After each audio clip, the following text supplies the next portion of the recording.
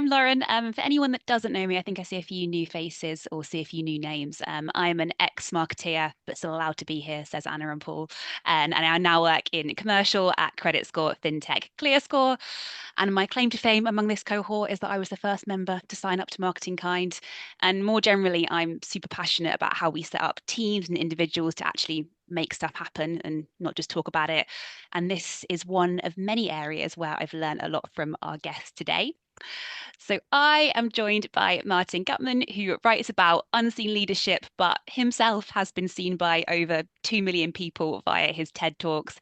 He is a best-selling author, has delivered keynotes to over 50 companies across the world, and is a professor at the Lucerne School of Business.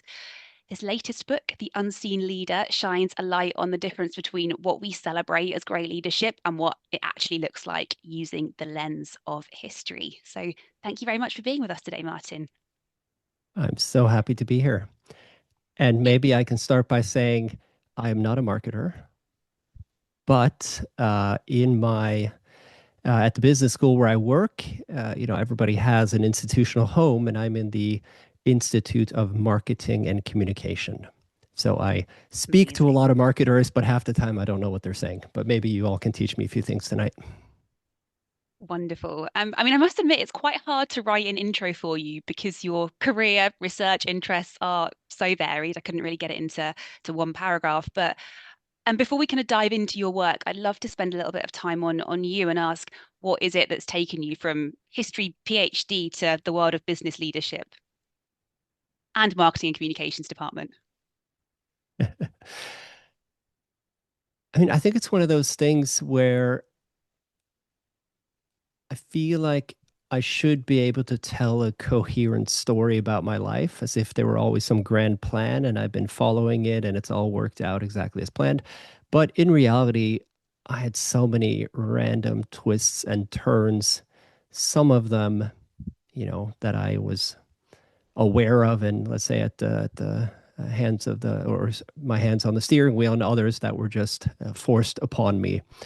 But looking back, I'm very happy with the stations I've had in my life, et cetera. So, yeah, PhD in history. I was always interested in. I mean, history is the study of causality, essentially. Like, why do events occur the way that they do? And one of the sub questions, let's say, of history is um, the impact of individuals.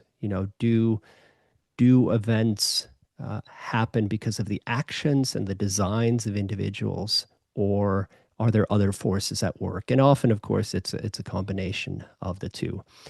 And after I got my PhD, I was looking for jobs, of course, and the first job I got was in a management department. And my first week there, I was asked to jump in and take over the leadership class because the professor who normally taught that was out on sick leave. And and I really enjoyed it, really got into it, and discovered that leadership, the field of leadership in a business school sense, is essentially asking the same question as historians ask. How can individuals have an impact in a larger system? It's just historians use a different vocabulary, have different assumptions, etc. Yeah, and so that's what I've been doing for the past decade or so, teaching, researching, speaking on leadership, but always with a historical lens. And maybe just one other little quirk about my career. Um, so the very first paper I wrote in graduate school as a history graduate student was on electrification and why it took essentially 40 years for most companies to see any actual productivity gain from electrification. And at the time, and like 20 years since, I felt like nobody's ever going to care about that paper again. That is so random. I'd totally forgotten about it. Fast forward now to where we are asking the same question around AI, this amazing tool. How come so few companies are seeing any actual gains from it? And suddenly this electricity paper has come back with a vengeance, I would say. And so that's another topic I've been speaking on quite a bit, kind of the history of technology, history of management, and what that can tell us about our current predicaments and challenges. Anyway, long-winded answer, but there you have it. I think I reflect increasingly in the kind of corporate sense, different from the academic sense, that often we like to put people in boxes. You are in this industry, you have this skill set. We want to hire someone who's got 5 years experience doing this. I myself have moved around multiple industries, multiple roles. They haven't always been the easiest to get. The learning curves have been quite steep sometimes, but I think I'm more interesting and well-rounded because of it. And I think the diversity of thought I can bring because of it is quite exciting. So I absolutely think there are parallels. I think you've defined them really beautifully there in your career. And I think there's a lot that not being defined as a historian or an X or a Y or a Z, I think can do and can be quite empowering. So thank you for sharing your story there. Easing into the world of leadership then and your background in history, do you think that history provides better leadership case studies than the contemporary case studies more common in business courses and business writing? I wouldn't say it provides better cases or a better perspective, but I would say it provides a very much neglected set of theories, set of cases, etc. And maybe I can explain what I mean by that. I think um, leadership is the kind of topic that at least in most schools I studied in the U.S. and there that's certainly the case. It's also true in Switzerland where I work now, and I'm half Swiss. You can't get a PhD in leadership. To research and to write about leadership, you get a PhD in psychology. And psychology, is the study of one individual person, their psychological makeup, how they make decisions, etc.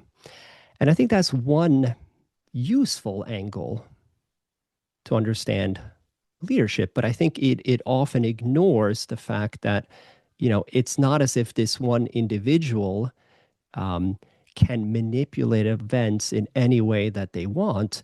The external environment, all the other people, the economics, the culture, ideologies, technologies, these things play both a constraining and an enabling role, a very important one. And I think that's where historians and sociologists bring a much better perspective and or just pay more attention to those things. And so I think combining, just as I would say is true of any truly relevant questions, whether it's around sustainability or leadership or anything else, there's never one academic discipline that is the right one. It's really a matter of combining multiple ones. Now, I think the strength that history has in terms of leadership questions is I think a lot of leadership, especially if I look at leadership case studies at business schools, a lot of them have a very, very narrow and specific context. And so I think the lessons you can extract from those are not actually very transferable. So if we really zero in on what the 15 top tech executives do, how they lead in Silicon Valley, I'm not sure those lessons are really applicable for leadership in general, right? In different with different types of stakeholders, within a different environment, with different constraints. And that's where, of course, history is essentially a repository of an endless numbers of case studies in very different contexts. And that is also one of the, I think, powerful pieces that history brings to the leadership question. Super interesting. You touch on in the book that it's more important than ever that we make sure we're celebrating and uplifting the right leaders. Before we get a little bit into what that looks like, I'd like to know why you think that. I know we were talking a little bit at the start. There's obviously some current presidential examples of what may happen when we don't do this. But whether it's that particular one, examples beyond that, I'd love to know what it is that makes now a particularly important time for what conversation on good leadership is. I started writing this book before Donald Trump had any political ambitions, at least ones he had made public. So I think my argument or my take has become much more relevant, I would say, much more timely. But it's not as if current events inspired me to write this book. Not at all. What really inspired me or made me curious. I think most books start with a personal curiosity, right? And then they lead to something bigger. And in my case, it really started with, I told you about this first semester of teaching at a business school where I was asked to take over a leadership class. And so I, set to work on reading everything I could get my hands on in terms of contemporary leadership theory, the case studies that are used in business schools, et cetera. And what I noticed was that using historical examples is actually quite popular in leadership writing. But very often, it's not historians who are bringing in these historical case studies. It's the psychologists and consultants, et cetera. And the thing that jumped out to me was that the historical personalities who were profiled in a lot of these leadership books and consulting websites and so on and so forth were not the same individuals that professional historians singled out as having been the most influential or having had the most impact in past historical events. So we were kind of focusing on different characters. And that made me very curious. Why is that? That doesn't make sense. And that set me on this path to, exploring and writing about the types of leaders we celebrate and why. Because we've mentioned the Trump word. Do you think that Trump is considered a good leader generally? Do you think he is an example of someone that's seen as a good leader that actually isn't? Or is he actually an example, almost counter to some of the points you make in your book, of someone who isn't actually leading very effectively and is seen to be such? Um, I mean, it's really hard to separate a discussion of Donald Trump from your personal politics and preferences. And I've written, very critical pieces in major international outlets on him. So, if you Google me, you'll know my take on him. So I don't need to hide that. I think he's very ineffective. He's very clueless, and he confuses, you know, doing loud things with effective leadership. And I think, unfortunately, a significant part of the American population or even the global population mistakes what he does for effective leadership as well. Yeah, and I mean, he got elected, right? He got elected after a term, so Yeah, there is a significant population, whatever some of us may think elsewhere. yeah, I think there's an interesting, this is definitely off topic, but there's yeah, interesting dynamics in how people vote or say or do things, and there's often a view, and I'm definitely guilty of it, of a how could that have happened? And actually, it's a much more interesting question as to say why, and to start from a place of understanding and what are some of the drivers that led to that to happen, rather than think I would never have done that. That is clearly not the right thing to do. So, yeah, yeah, clearly he is perceived as a strong leader, at least at that point of election by the majority of the electorate. And to your point, there's potentially some, well, there I think probably quite clearly are some more ineffectual things, even in the run up to his actually getting into that position of power. And I think that takes us nicely into what you think great leadership is. It's not Trump. What is it? What is it not? yeah. Maybe we can start with what it is not Yeah, and why we tend to trick ourselves into celebrating the wrong leaders. love So, to. um, when I was growing up, I watched a lot of The Simpsons. I'm guessing most of you are familiar with Homer Simpson and his you know dysfunctional but loving family. And Homer, you might recall, works at the nuclear power plant. He is the chief safety engineer, a position for which he is utterly unqualified and completely disinterested in. And there's one episode where I'm thinking of this just now because my kids have now started watching The Simpsons. So I was happened to be watching this episode the other day with my kids, and it's a great example. So Homer is sitting at the controls of the nuclear power plant and he's eating a jelly donut. And, accidentally squirts out a bunch of jelly all over this control panel. And so it malfunctions and the nuclear reactor starts, going into a catastrophic meltdown. There's a countdown and so on and so forth. The city starts panicking because they're figuring out what's going on, what the alarm bells are about. Now, Homer is then the guy who's actually also in charge of, you know, averting this crisis, but he doesn't remember what to do because he was asleep during the safety training. So he does a kids' rhyme, eeny, miny, mo, pushes one random button that happens to be the right one. The crisis is averted, and he's celebrated in Springfield as a hero. Right? And I think this captures what I call the action fallacy, right? That if somebody acts heroically to avert a crisis, even if they caused that crisis themselves, and even if their actions were random in the sense that they may or may not have worked, they had no real, intention behind it, but it just happens to turn out successfully, we will still single out that individual over the person in the town next door whose nuclear reactor does not go into, a near catastrophe. I think that that example is a bit crass, but I see this over and over again when we look back on various historical examples. That it's the leaders who found themselves in the most dramatic circumstances, either because they caused said dramatic circumstances themselves, or because they were unable to mitigate them.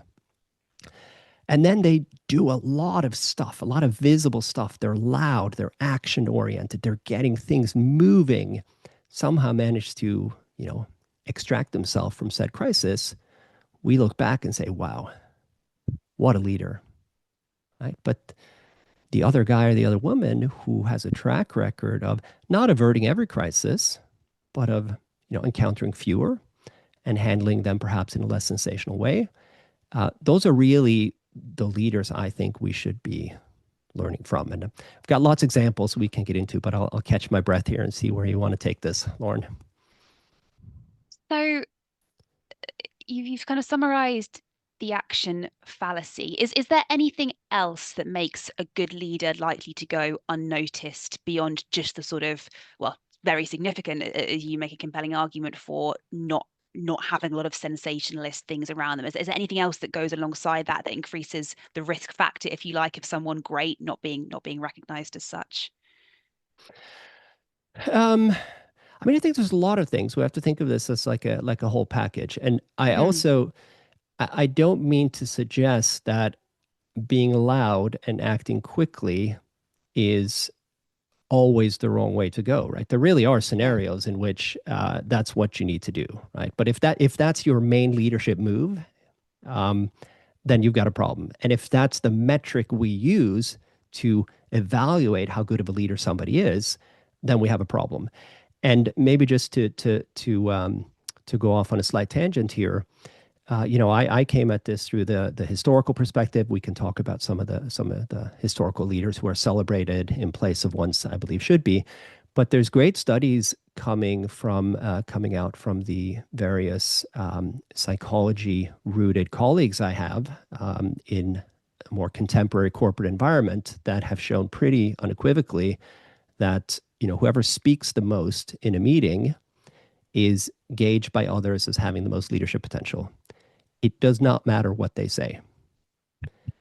Whoever is the busiest is also gauged by others to have the most leadership potential.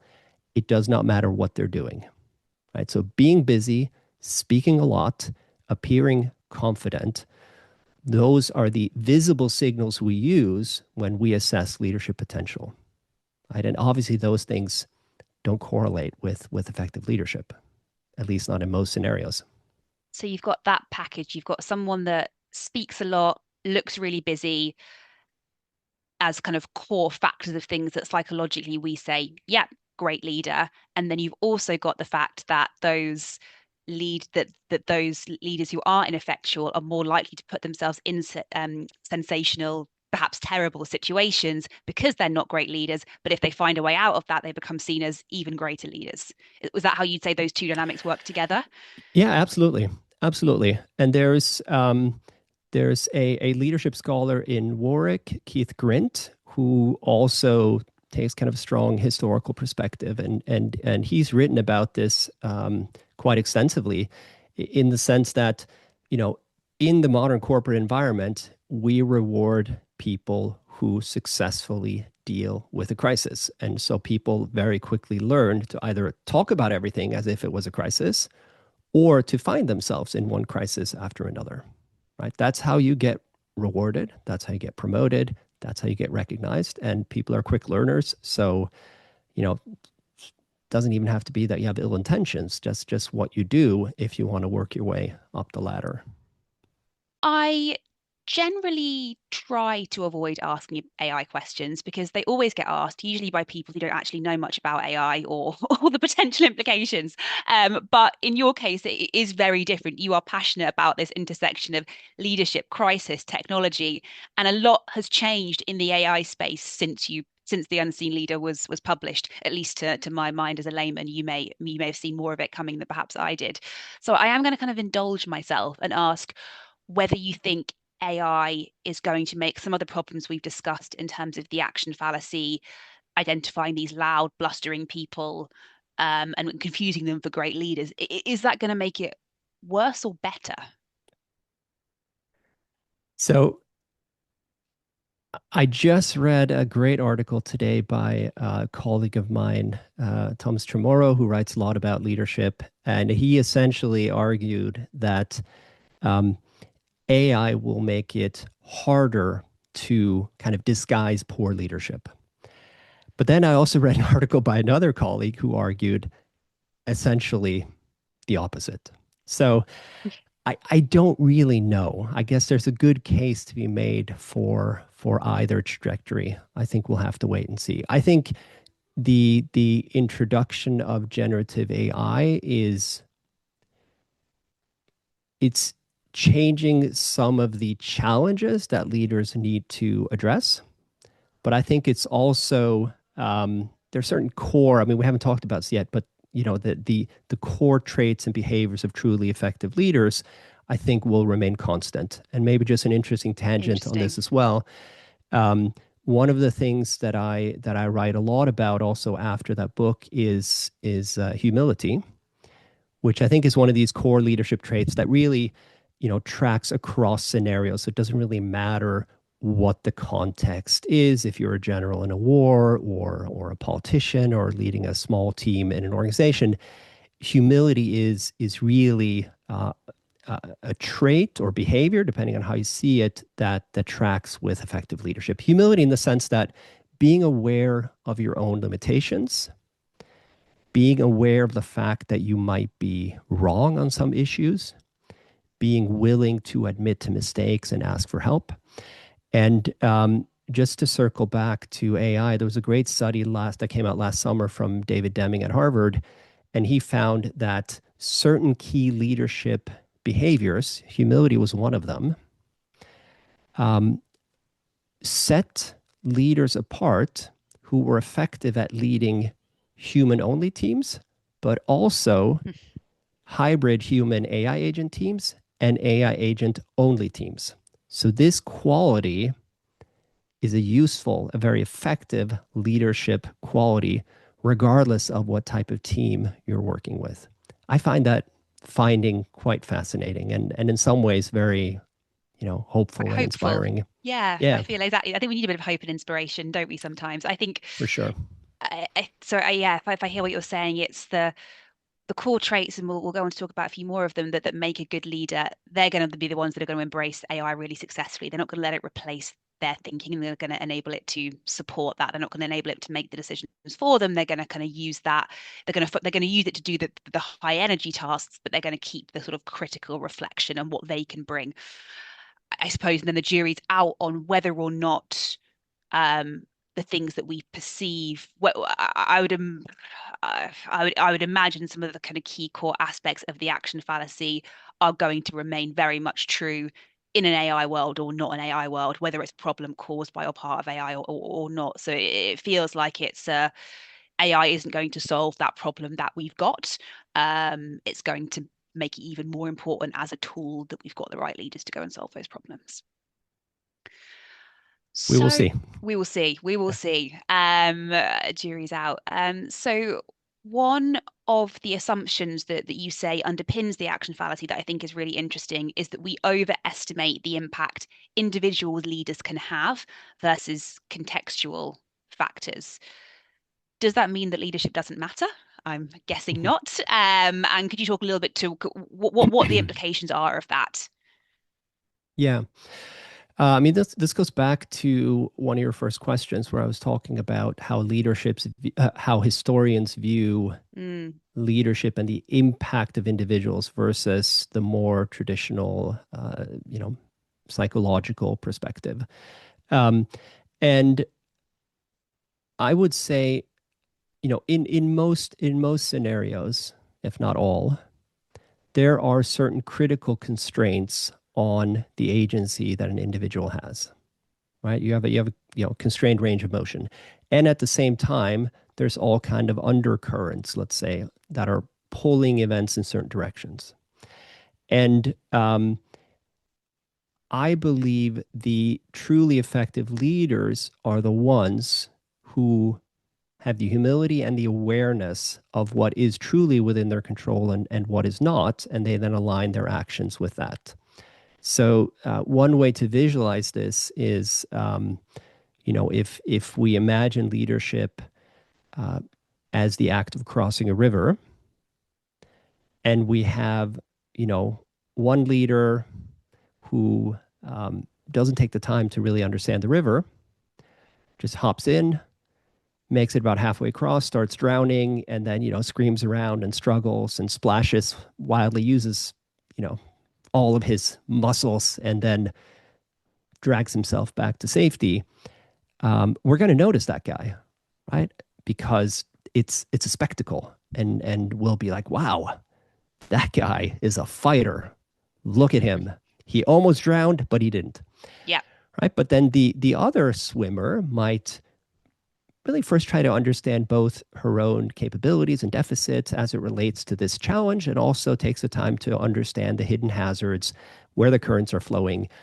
And then in crossing the river, she's really allowing the currents to do most of the work, and she might make some subtle adjustments to, make it to the other side. That's not going to look very spectacular, and the things that she does are not going to be very obvious to us. And so, odds are good we don't even notice her. Or if we do, we'll say, well, I could do that. That doesn't look very hard.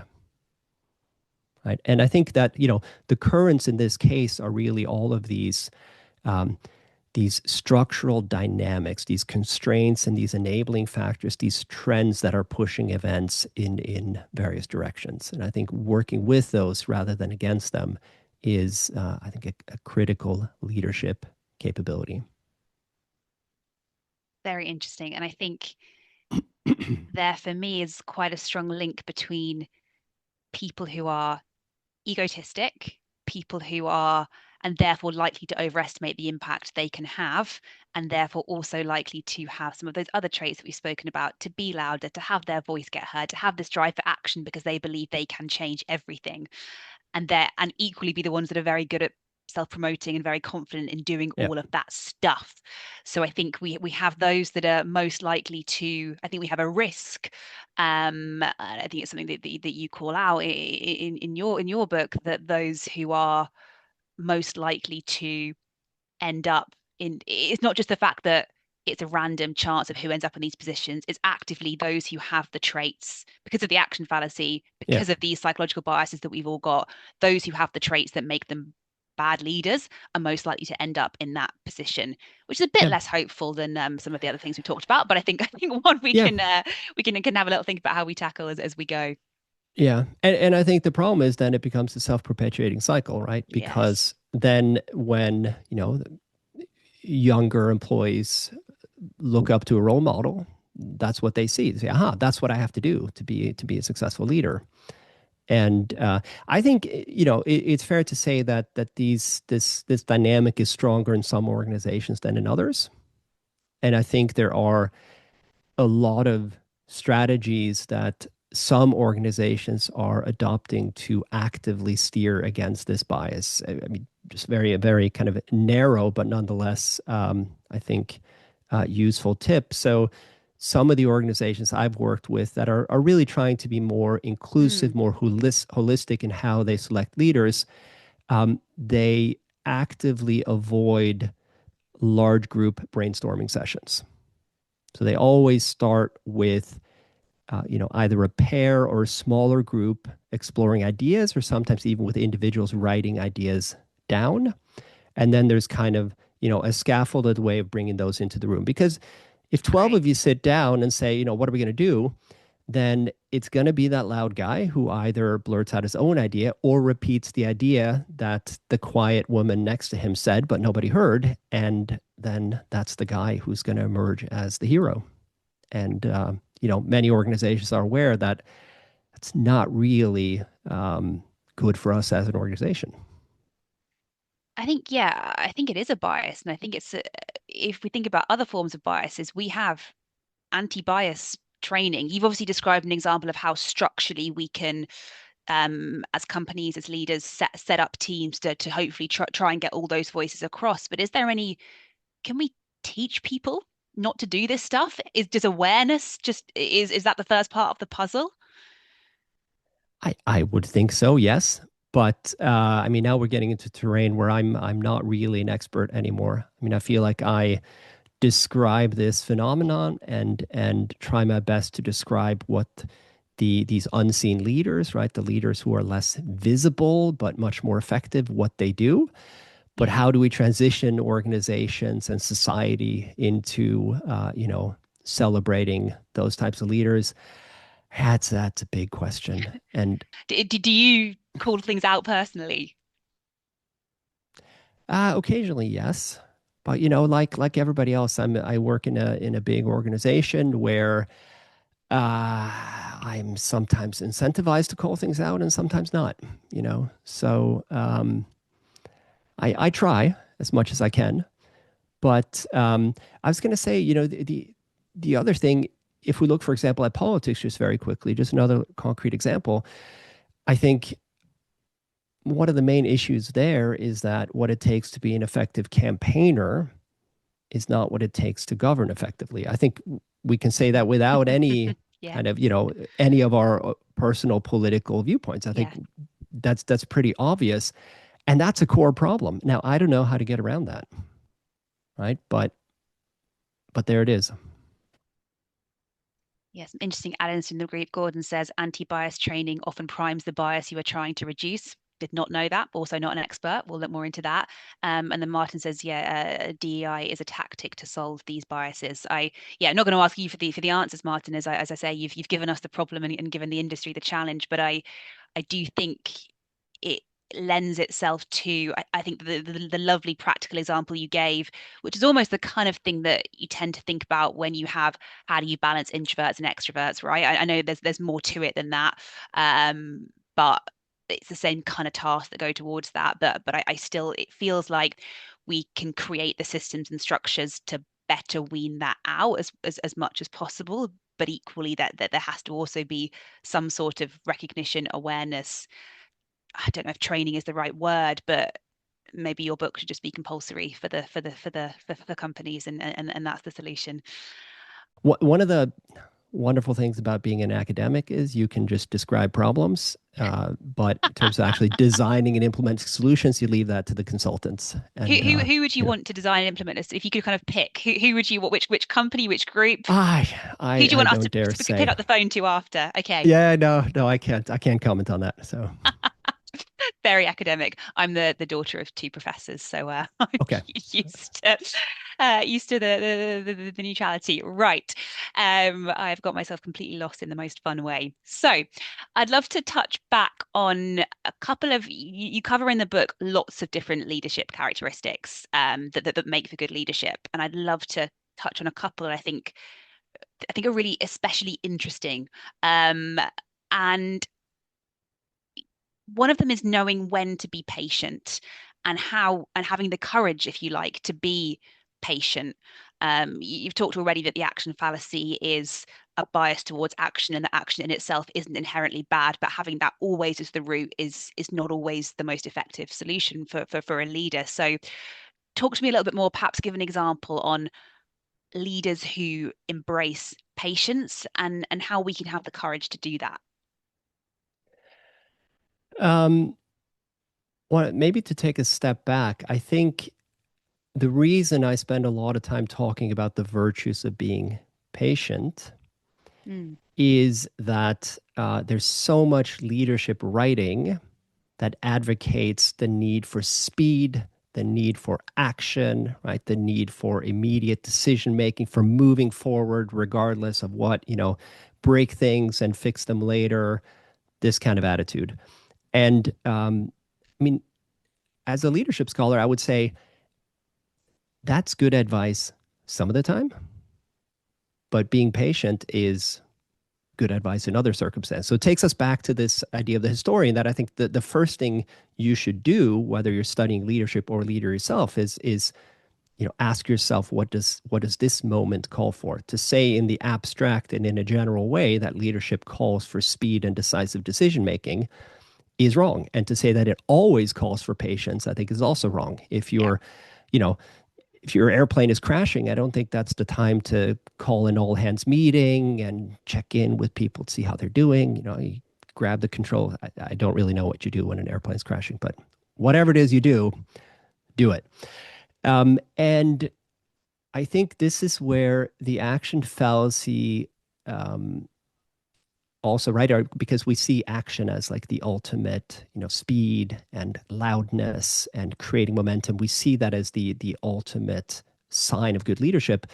One of the cases in history where I really noticed this is with the popular interpretations of Churchill, because in a lot of, and he's featured in lots of business school case studies, and this sort of decisiveness, like he was hounding his generals to get on the offensive.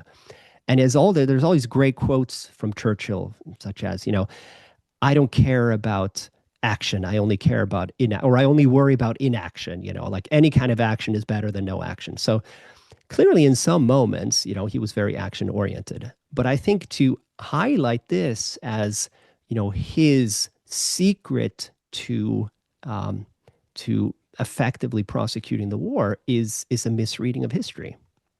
And I think one of the biggest, um, you know, let's see, examples of this is the fact that he recognized very early on that what he had to do, and this is essentially how he engineered the successful Allied strategy in war, he had to drag the U.S. into the war.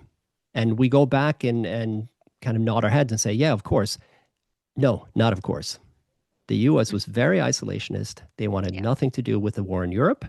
And after Pearl Harbor, the natural inclination would be for the U.S. to focus on the Pacific, right? Why did the U.S., after being attacked by the Japanese, declare war on the Germans and commit wholeheartedly the bulk of their effort to defeating the Nazis and the fascist regimes first? That was Churchill's work, behind the scene, quietly building this long-term campaign in Washington to bring the U.S. in.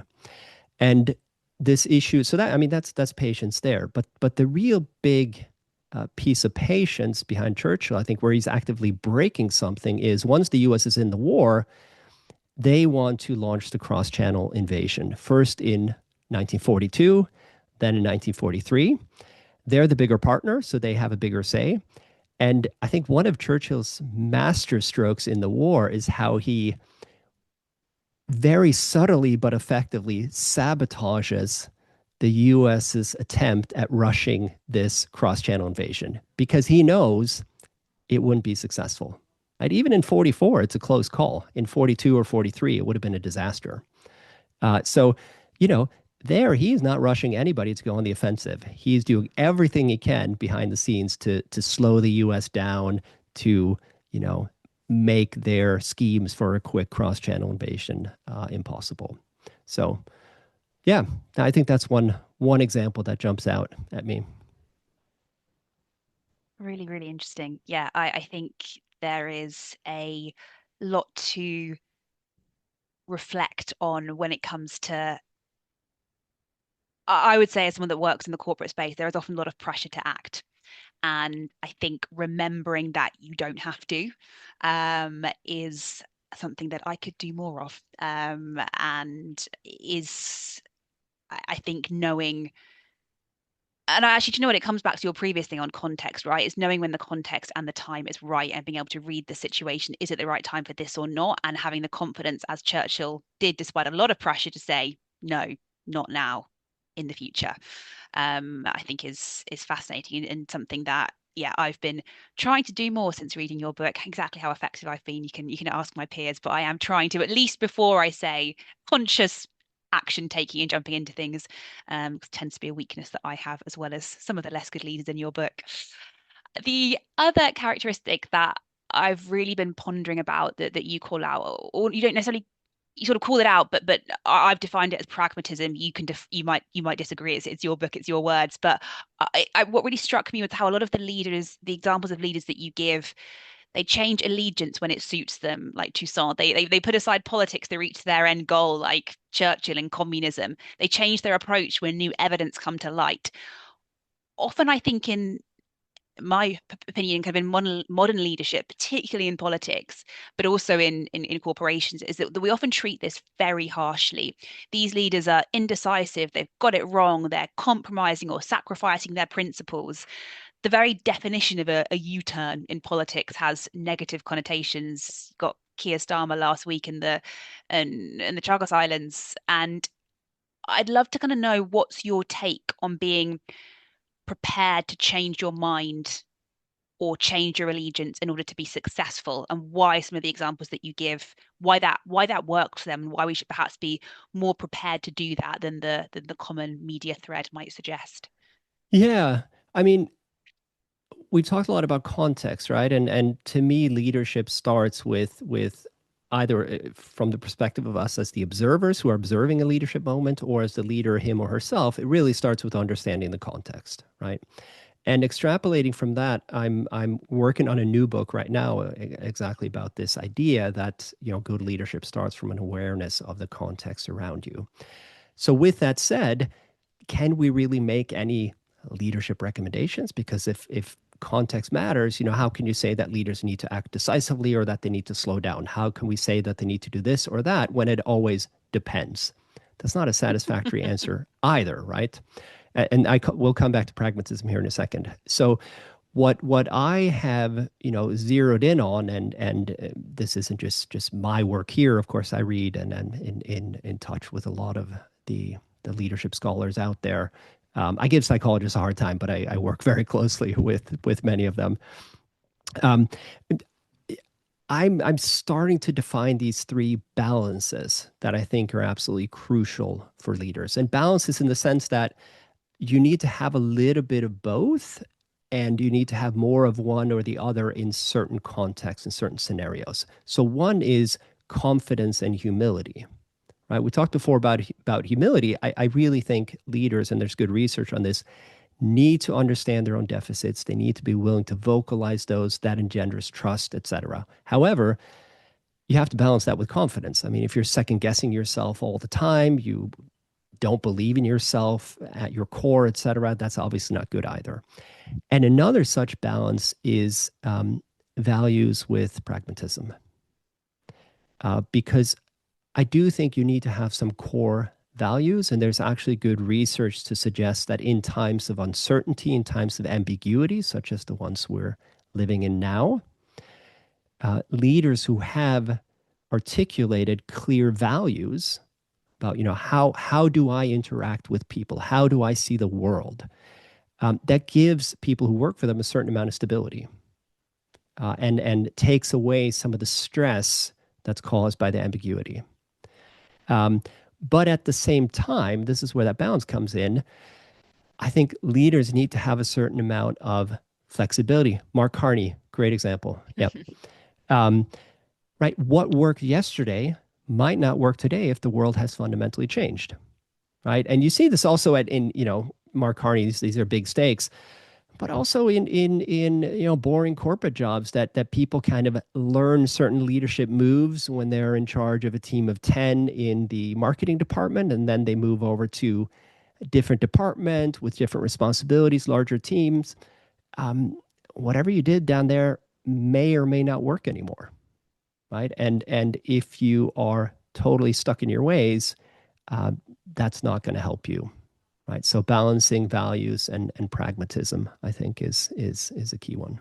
Yeah. Yeah, and there's really a lot in the literature, the psychology literature, around things like growth mindset as well. And I think Yeah. you're absolutely right to make the distinction between sort of values and principles and which things are, because actually fundamentally Churchill's goal was to win the war. That was that was his Yeah. biggest value, and the various things that come with that, right? And actually the saying, oh, I don't, I'm gonna, if I work with the communists to help me do that, actually that is for a higher purpose. But I think you're right to distinguish the values we've got and kind of the true objectives that we've got with the tools, the growth, the changing context that we might want to switch things up about, to make that happen. I think that's a very Yeah. interesting distinction.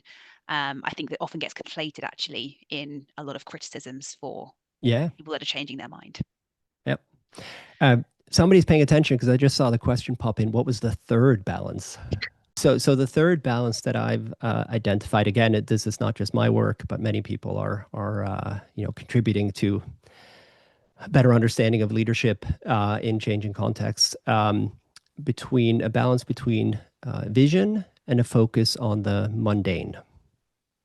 So I think, and what you see, I think, is that on this side, the first words I mentioned are the ones that we always hear about, right? Values, confidence, vision, and I'm more interested in the other column, right? Because these are the forgotten ones, but um, vision with a focus on the mundane. So I think great leaders need to be able to envision a future or envision scenarios that are hard for the rest of us to see, and then tell a compelling story about why and how we're going to get there as an organization. I think that's a key leadership trait, right? We're all stuck in the doldrums, we can't see a way forward, and it's very helpful if somebody could say, look, this is where we can be in 5 days or 5 years. um, let's all work together to that. Great leadership, quality leadership trait. However, if that's all you got and you're disinterested in or don't have the abilities to actually you know design and plan and steer an organization, and of course you don't have to do all this by yourself, but you have to have a certain interest in the minutia and the details that's required to actually get said organization there, right? So just vision is not going to get you anywhere. And often I see this with a lot of great sports coaches. They have great visions, but then they're also really, really hard on the fundamentals. So I used to play a lot of basketball, and Phil Jackson, who was the coach for the Chicago Bulls and then for the LA Lakers, unprecedented, success story. He spent most of his practices with his team just practicing the basics, passing, dribbling, layups over and over again, because, that's what it takes, right? And maybe a link back to other historical characters. One of the common foils in my story is Ernest Shackleton, whom I feel is very, wrongly celebrated as a great leader. He had great visions, great plans, but he was not really interested in skiing. Couldn't be bothered to really practice or test his equipment ahead of time. He would bring snowmobiles and random things that didn't end up working in the end. He brought the wrong ship, didn't train his crew properly. It's no wonder that all four of his expeditions ended in catastrophe or near catastrophe.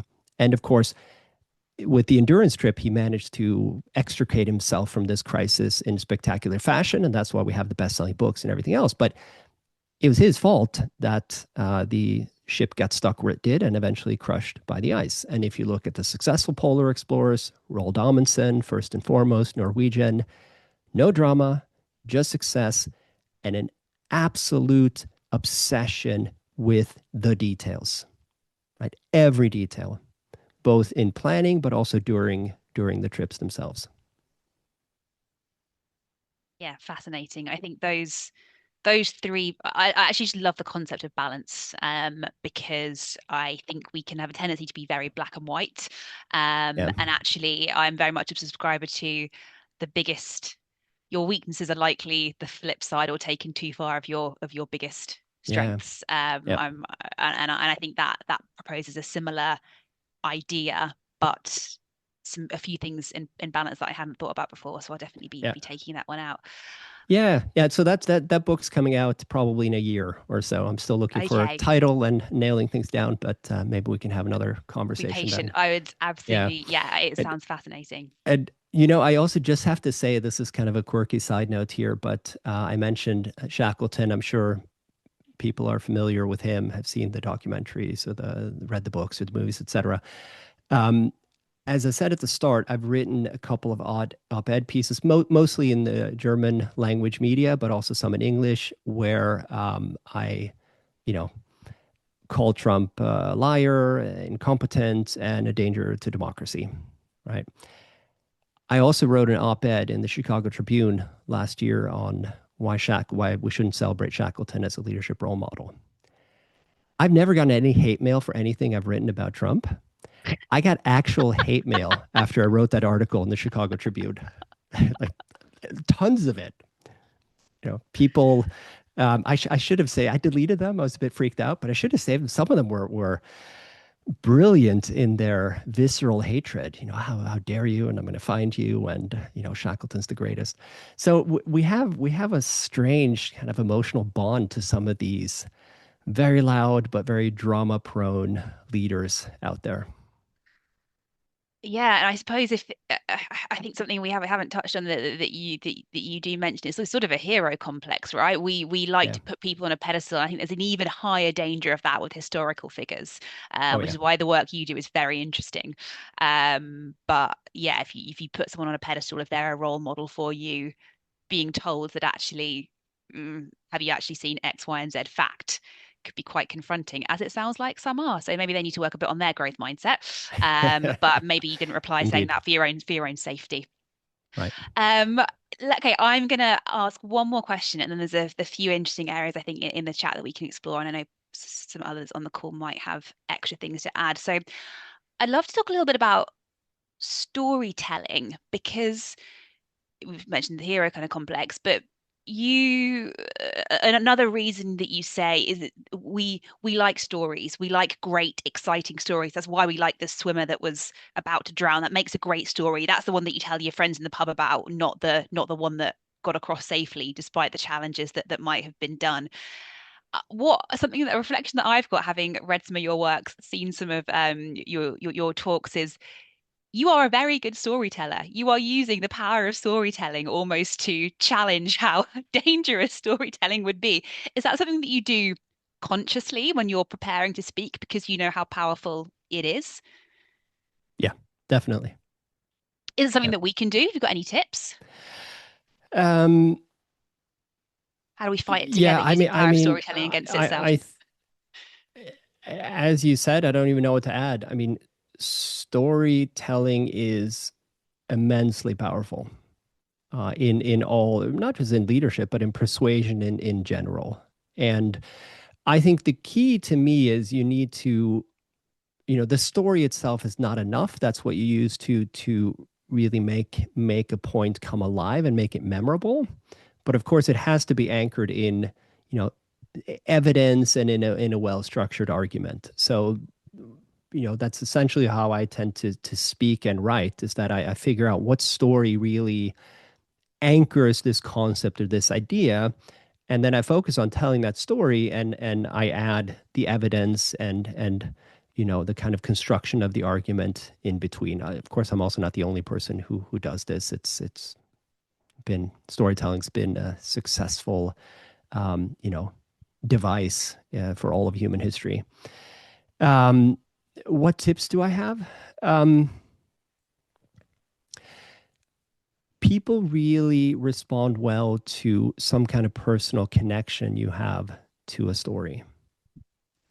And I think that there's good evidence to suggest this link as well. And so for me, the convenient bit is that I am a historian, so I really do have, not a personal connection in the sense that I'm related to a lot of these characters, but I've spent a long part of my life digging through the archives and getting to know these people, so I can conjure that connection. But I suppose maybe that's a tip that identify stories um, that serve the purpose you're looking for, but that you also have some connection to yourself, because that will make it all the more powerful. If we're not bad leaders that have created stories through catastrophe, we have to work to pull together stories, examples, other ways we can bring things to life in order to have the same perhaps recognition impact that we're all naturally biased to with some of the more other leadership examples that we've spoken about that actually might lead us down the garden path. Great Yeah. leaders need to be probably good storytellers in their own way to reach Oh and yeah. exceed in that position of leadership. I would say it's context dependent to some extent, right? If you're a political leader, absolutely. I mean, storytelling is what you do, whether your intentions are good or bad. Trump tells great stories as well about the problems that America has, and what the future will look like if you follow along with him and his plans. So I think in that, but also in offices in the business world, it's something leaders should be able to do. I think in some contexts, though, it's less important. So this example I brought of Roald Amundsen, the Norwegian polar explorer, he was a pretty bad communicator. He was kind of awkward, um, and so of course he had a vision and he could communicate reasonably effective with his crew, but he was neither able to rely on like amazing storytelling and persuasion, nor did he have to in his leadership. So maybe just to highlight that point, that um, I think there are very few things that are absolutely critical in every leadership scenario. If he was better at storytelling and perhaps better at self-promotion, do you think that would have increased his chance of being remembered? Maybe. I mean, there are other things that worked in Shackleton's favor and Scott's favor, the other famous polar explorer. Um, you know, Amundsen was Norwegian, and this was a moment in history where the world was Great Britain's to conquer and to do with as they please. And they very openly said, the Norwegians have no business going after the South Pole, the North Pole. Those are our, goals to conquer. So I think he would have been, Amundsen, would have been to some extent. I mean, he wasn't ignored, but he would have been treated as a side character, no matter how loud and narratively gifted he was. But yeah, maybe it would have helped a bit. I mean, Mark mentions Mark Carney. Maybe I'd like to pause on this. So I was Mm. in the room in Davos when he gave his speech. I'd been on a panel earlier that day at the World Economic Forum. And yeah, I think that the power of storytelling and the power of vision and kind of vocalizing things that everybody feels, but nobody has become consciously aware of nor found the words to describe. I feel very blessed that I was in the room during this moment, because it was, there's all kinds of talks there all day, super powerful, super smart people. But that really was a moment where you could tell collectively, everybody was like, wow, yes, this is it. This guy gets it, and he's describing the world and the past and the future in a way that is spot on. And yeah, it was a very powerful moment. I'm almost emotional thinking back to my wife's Canadian, so that she wasn't there, but that makes it even more powerful. So I heard Mark Carney speak before he went back to Canada when he was governor of the Bank of England, and the stakes were nowhere near as high, but it was very powerful even then. So it definitely had, yeah, it definitely. I was amazed but not surprised, if that makes yeah, sense, based on what I've seen from him previously. there are some great questions in the chat coming through as well. But I have heard you speak, Martin, about another of David Deming's research studies at Harvard on the team challenge of when team leaders are randomly picked, and it's quite disturbing to hear that. So maybe you could share that with the group. But I wondered, is there Yeah. any research on how we can get those leaders that may be less likely to put themselves forward to feel comfortable enough to try? Yeah, thanks for those two questions in one, I think there. So David Deming, I mean, I think all academics, I'm just checking that he's not in the room. I think all academics have, academic crushes on other people and kind of follow everything they do and wish you actually thought of all their ideas and ran their experiments. David Deming is such a guy for me. We'll send him the recording. Yeah, yeah, do that. No, I met him once, but I don't know if he remembers. But in any case, hi David, if you're listening, just amazing research, right? And so yeah, a study he conducted with some other folks at Harvard last summer. They had people come into their lab, and they would put people in teams, and in some teams they would ask who wants to lead this team, and whoever wanted to lead it the most got to be the leader of that team. In other teams, they picked somebody at random and said, "You're in charge." And then they ran a couple series of these experiments. They had different types of challenges that the teams had to accomplish.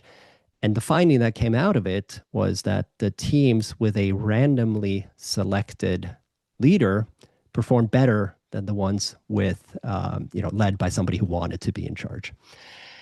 And there's all kinds of follow-up questions from that, right? Why do people who really want to lead actually perform worse on average than these randomly selected people? And one of the qualities they came back to was humility, right? That people who really, really, really want to lead um, have a tendency to overestimate their own abilities, the influence they have. They ignore critical factors and the inputs of others, etc. So, but just a brilliant study. I wish I'd thought of that.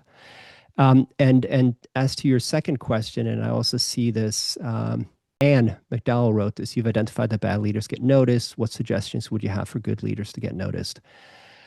Um, I don't know. I mean, I think a little bit of self promotion just might be necessary, right? So even if you're doing things right behind the scenes that lead to results, you might also have to promote yourself and to make, call attention to what you've done, depending on the organization that you're in. Otherwise you may not get the attention that you deserve. But then part of me kind of feels like if you're in that type of organization, then maybe you're in the wrong organization and you need to go somewhere else, to a place that really is a bit more holistic in how they define leadership potential, how they train people to become leaders, etc. So that's a tough one. I don't have any concrete tips there.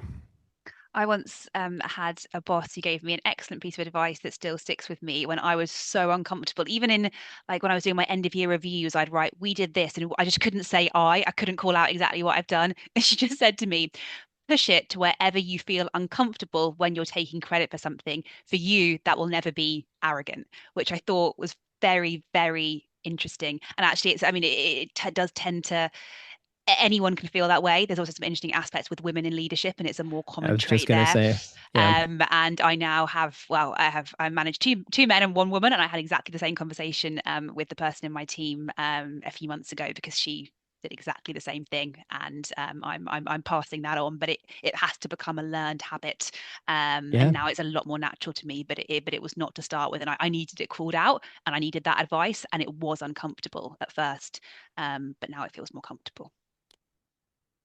Yeah, I mean, there is a gender dynamic to this, no doubt. And there's a great book that has some similarities to my book written by Thomas Tremoro, which is called "Why Do So Many Incompetent Men Become Leaders?" or something like that. It's a great book. Um, um, Thank you for the I see recommendation. Martin mentioned Pep Mm. Guardiola, soccer coach. So I'm not a football/soccer guy, but problem is burning out the players, recruiting to perform the mundane with it. Yeah, yeah. So I mean, I can't speak to PEP specifically, but the dynamic there you're highlighting in that question, there was a great article in The Athletic just last week. The Athletic is the sports subsidiary of the New York Times. And one of the people who writes recurring columns there is this professor at INSEAD, forgetting his first name, Spencer Harrison. And he writes a lot about basketball teams and soccer teams. And one of the dynamics he identifies in his research, both of sports teams and organizations, is there's always this trade-off amongst leaders between building for future successes and kind of harvesting the potential for successes now, right? And it's it's a trade-off because it's hard to do both at the same time, and it can lead to burnout and all these things. So maybe check that out. Maybe I can dig up the link and put it in the show notes or something. That would be fab. Thank you. Pete had an interesting question on culture. I've probably got time for one more. I think maybe that would be an interesting one to end on is there a difference between great leadership and culture? Is there an intersection between the two of different countries, for example, and cultural norms? So there have been a lot of studies in this area, about what makes leaders effective in different cultures. There's the big Globe study that was conducted a couple years ago by universities across the world. And I'm simplifying things slightly here, but essentially what people have looked at are three different things. How do people, like leadership values it's called, how do people think leaders should behave in our culture? And how do people, in a different region of the world, how do we collectively think good leaders should behave?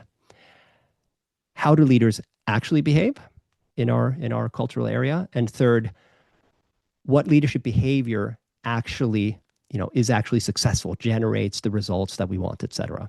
And there's huge differences in the first two. And like how should a leader behave? There's different ideas around that in Latin America versus China versus, different parts of Europe. There's all kinds of variance in how people actually behave as leaders. But on the third one, the traits and the behaviors that actually cause leaders to be effective, those are pretty standard across most cultural regions, as far as I can tell. Right? So it's an interesting finding to me. Aaron Myers, another great scholar at INSEAD in Paris, of course, writes a lot about leadership and culture. So I would either invite her for the next talk. She wrote a great book, or consult her work for more in-depth takes on that. Yeah, Martin wrote, as a Brit living in America, I always have to tell myself to be more American when it comes to self-promotion. Yeah. As a half American working in Switzerland, I struggle with this too, in the sense that the Swiss are so bad at self-promotion. And the example here is, before I'm now in Lucerne, which is a small city, a small business school. I was previously at ETH Zurich, which ranks consistently in the top 10 universities globally. It's up there with Harvard, Cambridge, and Oxford. It's a fantastic place in terms of research, in terms of teaching, whatever metric you want to use, they're near the top, if not the top. Nobody outside of Switzerland has ever heard of them. And they are so resistant to any kind of, promotion about how good they are. And it's such a missed opportunity in my mind, especially They're now an that unseen people... leader, literally. Totally. But, their marketing is way too humble about what they have to offer. So anyway, I think they could use a little American marketing savvy and boldness as well, I would say. Huge thank you from me, Martin. I've so enjoyed this discussion.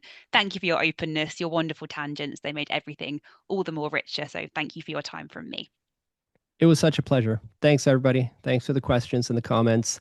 Nice to see that you live close to ETH, and lovely place. Thanks, everybody.